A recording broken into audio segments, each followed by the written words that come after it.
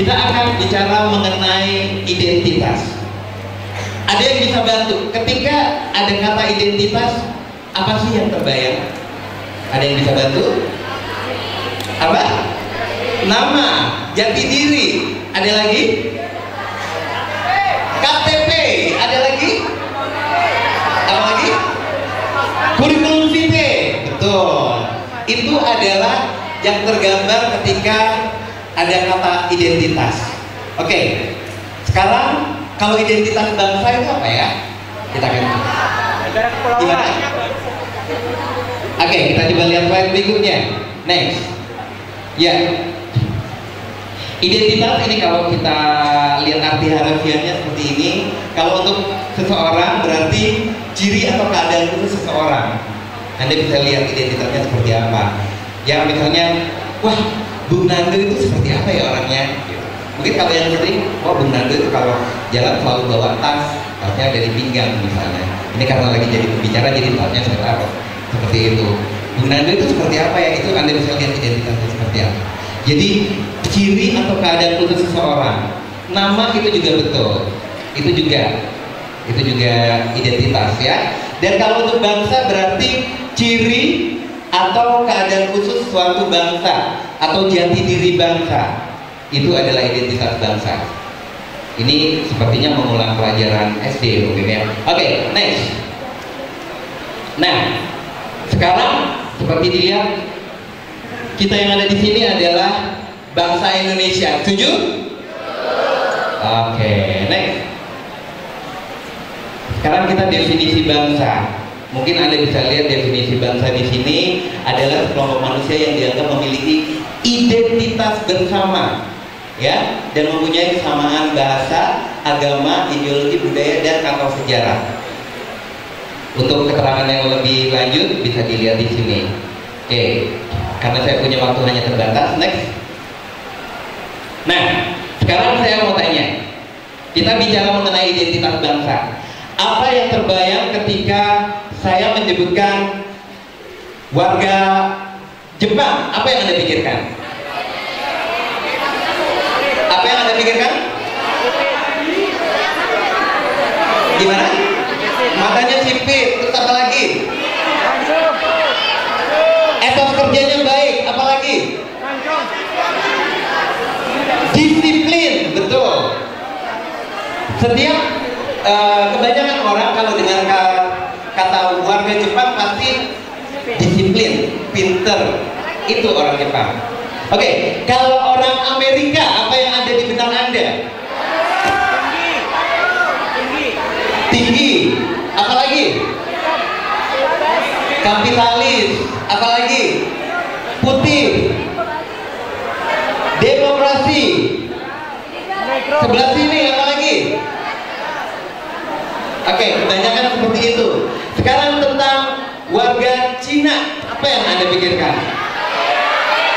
Atlet, prestasi ya.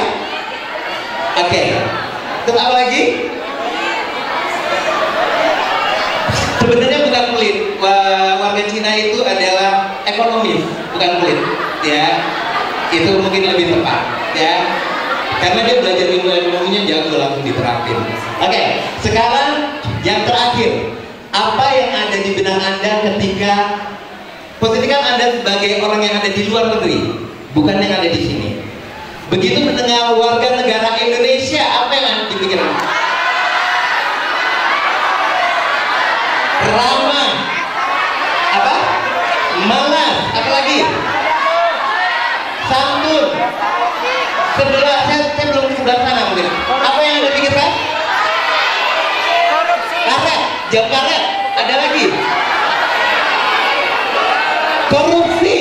Oh my god. Apa lagi? Teroris. Apa lagi? TKI. Ya, itu yang ada di benak kita ketika dengan identitas warga negara Indonesia. Wow. Ada yang bilang teroris, ada yang bilang jam karet, ada yang bilang ini, ada yang bilang itu. Oke. Dan itu gunanya kita semua ada di sini. Event ini gunanya untuk itu. Bagaimana memanfaatkan ICT untuk membuat identitas bangsa Indonesia menjadi lebih baik, dimulai dari kita semua yang ada di sini. Tepuk tangan untuk kita semuanya yang ada di sini. Oke, next. Nah, sebenarnya dari mulai kita TK, SD, SMP, SMA, kuliah, kita selalu dikasih informasi identitas bangsa Indonesia itu sebenarnya semua sudah terangkum di sini. Setuju? Iya. Sebenarnya inilah identitas bangsa Indonesia, Pancasila. Next.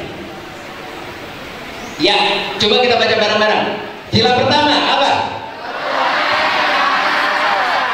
Sila kedua? Sila ketiga? Keempat?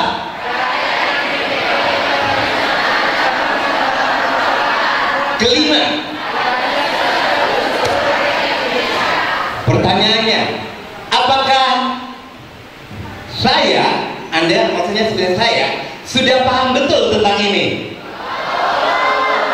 Nah, sekarang mulai hari ini dalam rangka Sumpah Pemuda, anak muda yang ada di sini sebaiknya menjadikan ini menjadi identitas. Dan kita bacanya, mengartikannya mungkin bisa diartikan begini: saya, warga negara Indonesia, berketuhanan yang Maha Esa. Setuju?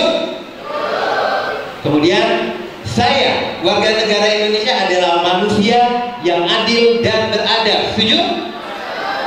Ya. Saya akan selalu menjaga persatuan Indonesia. Setuju? Saya adalah rakyat yang dipimpin oleh hikmat kebijaksanaan dalam permusyawaratan perwakilan. Setuju? Dan di sini mengandung arti bahwa kita harus taat sama pemimpin kita. Ya, kebanyakan orang Indonesia itu lebih jago daripada pemimpin. Dan makanya sebagai warga negara Indonesia, gunakan ICT supaya kita bisa lebih menghargai pemimpin. Ingat, Indonesia punya masalah besar dalam hal penghargaan terhadap pemimpin. Kita mulai dari presiden pertama, Bung Karno. Kenapa Bung Karno bisa hancur? Bisa diturunkan di kudeta, ya kan? Karena tidak dihargai. Akhirnya dikudeta. Setelah Bung Karno, siapa lagi presidennya? Pak Harto. Kenapa Pak Harto bisa hancur? Sama, tidak dihargai, ya kan? Pak Harto bisa diturunkan juga. Setelah itu siapa? Pak Habibie juga tidak dihargai karena merupakan produk dari Orde Baru. Padahal beliau sangat pintar waktu itu, tapi karena merasa tidak suka akhirnya tidak dihargai. Kemudian setelah itu siapa lagi? Gus Dur. Gus Dur juga demikian. Saya pernah berada dalam satu diskusi di meja makan dengan delegasi yang lain. Pertanyaannya simpel dari negara yang lain. Miss Fernando, kenapa Presiden Indonesia itu Gus Dur? Ini pertanyaan simpel, tapi karena posisi saya sebagai duta yang mewakili nama Indonesia, saya harus menjawab dengan diplomasi. Cara diplomasi. Saya minum sambil makan, senyum. Sebenarnya saya mikir kenapa, jawaban apa yang harus saya berikan dengan tepat. Akhirnya karena waktu itu yang bertanya adalah salah satu negara yang pemimpinnya sedang tidak disukai, walaupun dia ganteng, aktor. Saya nggak usah sebut negaranya, nanti saya jadi provokator, ya. Oke, pemimpin presidennya aktor, ganteng, gagah, gitu. Tapi lagi di demo. Akhirnya saya jawab gini, buat orang Indonesia, yang namanya pemimpin adalah orang yang disukai dan dihormati, bukan karena dia seorang aktor, gagah, dan lain sebagainya. Dan percaya atau tidak, jawaban seperti itu membuat rekan saya itu terdiam sampai makan selesai. Dan itu memang itu sama juga dengan, mungkin ibaratnya saya kick balik dia ya, dengan realita keadaan yang ada di negaranya gitu. Dan kita sebagai kita juga harus bisa menjawab dengan diplomasi. Oke. Dan setelah Gus Dur, siapa lagi presidennya? Kenapa Megawati bisa turun? Karena juga tidak dihormati. Dan saat ini juga Presiden kita siapa? Juga sedang menghadapi masalah yang sama. Ya, banyak sekali orang yang tidak menghormati beliau, mencari kejelek-jelekan orang. Kita kan biasanya senang kalau jelek-jelekin orang, ya kan? Mulai dari jelek-jelekin orang, kemudian jelek-jelekin lembaga, ya kan? Kemudian jelek-jelekin negara. Misalnya nih, jelek-jelekin negara yang punya prestasi yang akhirnya hebat, itu wah, pasti dicari kambing hitamnya seperti apa, entah latar belakang komunismenya dia atau pokoknya dicari terus. Dan sebaiknya mulai sekarang kita tidak akan membiasakan itu. Setuju? Oke. Untuk selanjutnya, yang kelima, ini mungkin bisa diartikan menjadi saya adalah manusia yang adil bagi seluruh rakyat Indonesia. Setuju? Nah, dengan mengartikan seperti itu mungkin saya harap bisa lebih tertanam di hati kita semuanya. Ya. Next. Oke. Itu tadi identitas bangsa Indonesia adalah Pancasila. Oke. Dan tolong diidentifikasi. Apakah bangsa Indonesia itu adalah bangsa yang ramah? Kok yang jawab cuma sedikit? Apakah bangsa Indonesia bangsa yang ramah? Apakah bangsa Indonesia itu murah senyum? Kalau gitu saya mau lihat dong senyumnya mana? Senyumnya mana? Oke. Ada yang senyumnya? Ada yang seperti itu. Senyum tuh harus ikhlas. Kalau Anda ikut sebuah pemilihan, Anda akan ada di posisi senyum 5 menit. Waduh, itu sampai apa ya, kaku-kaku itu mulutnya ya. Oke, selanjutnya, apakah bangsa Indonesia itu semangat? Sekali lagi no, apakah bangsa Indonesia semangat? Apakah bangsa Indonesia itu suka tolong menolong? Apakah bangsa Indonesia itu jujur? Oke, good. Next. Nah, saya akan persempit lagi dari mulai identitas Pancasila kemudian yang tadi, dan saya akan fokus ke kejujuran. Kita akan membahas satu. Kejujuran adalah salah satu identitas bangsa Indonesia. Dan sebagai mahasiswa yang ada di sini semuanya, kita menggunakan ICT untuk meningkatkan kejujuran yang ada di Indonesia, khususnya yang ada di sini. Ya, oke. Sekarang pertanyaannya, kalau misalnya Anda di kampus ini menemukan sebuah BlackBerry canggih yang Anda belum punya dan Anda mimpi untuk dapetin BlackBerry itu, Anda nemu, apa yang Anda lakukan? Sebentar, saya akan jalan-jalan dulu. Apa yang akan Anda lakukan? Diambil, dibalikin. Anda nggak tahu siapa yang punya. Dia apa? Bagaimana? Dibalikin. Oke, gimana cara balikinnya? Dengan Mbak siapa ini? Mbak Atna, bagaimana cara balikinnya? Dilihat dari identitas pemilik HP itu pasti otomatis ada file dia yang ada di HP itu. Betul, tapi ternyata BlackBerry kan suka logat, nggak nyala itu BlackBerry. Nggak nyala, waktu ditemukan nggak nyala, mati gitu. Oke, gimana? Tetap ditaruh di tempatnya. Tetap ditaruh di tempatnya, Anda setuju? Terus apa lagi? Apa lagi? Ada ide apa lagi? Diambil.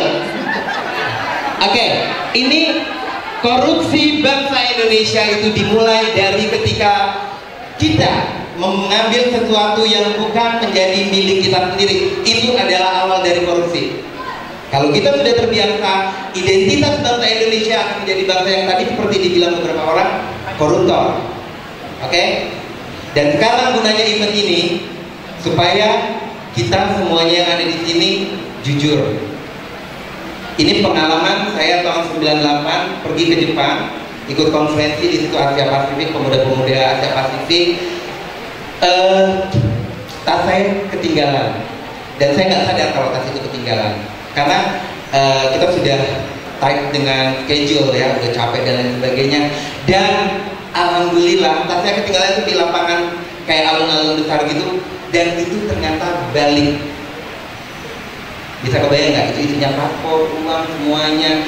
Kalau misalnya hilang, aduh saya bisa bingung di sana.